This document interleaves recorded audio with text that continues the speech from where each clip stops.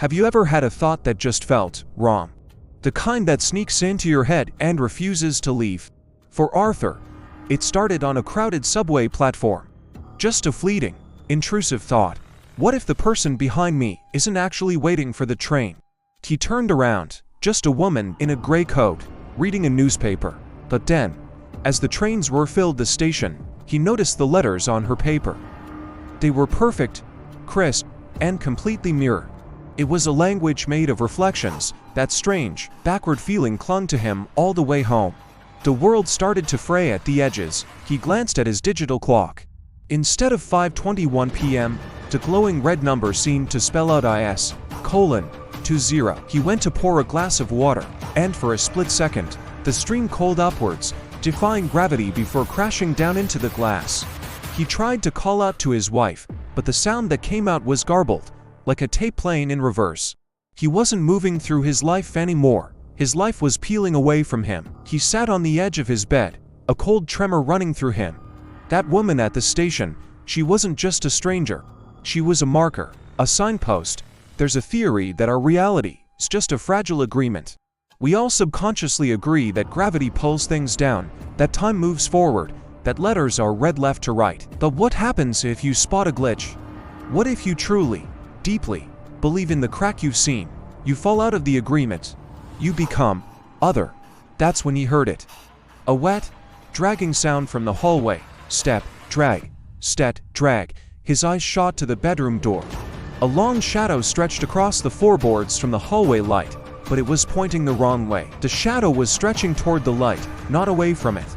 The door didn't open, it simply existed. The solid would seem to peel back into the wall, atom by atom, dissolving into nothing. Standing in the doorway was the backwards man. He was tall, dressed in a sharp suit, but his shoes were on the wrong feet, heels facing forward. His face was a terrifyingly smooth canvas of skin, with no eyes, no nose, no mouth, just a single, oversized human ear planted right in the center of his forehead. A voice echoed from the far corner of the room, a moment before the thing's throat even vibrated. "Ui dnua favew. One scene avui." The reversed word slid into Arthur's mind with sickening clarity. "You have seen enough. We have found you." Panic seized him. Arthur scrambled to run, but his legs betrayed him, carrying him deeper into the room, towards the window. He lunged for the glass, desperate to escape, but his hand passed straight through it like it was smoke. His heart hammered against his ribs. He turned and looked at the vanity mirror against the wall. He could see the bed, the peeling paint, the backwards man standing right behind him. But his own reflection was gone. There was just an empty space where he should have been. And in that moment of pure, undiluted horror, he understood. He wasn't losing his reflection, he was becoming it. The backwards man reached out a hand, not to touch him, but to flip him. There was no pain, just a dizzying, nauseating sensation of being turned inside out, like a sock. Suddenly, the world snapped back into focus. The room looked right. The clock on the nightstand read 5:21. The books on his shelf were no longer mirrored. He pushed himself up, relief washing over him, and tried to take a step. Without, he hit a cold, hard, invisible barrier. He was on the other side of the glass. In the real world, the backwards man, now wearing Arthur's face, a perfect copy, calmly picked up Arthur's car keys from the dresser.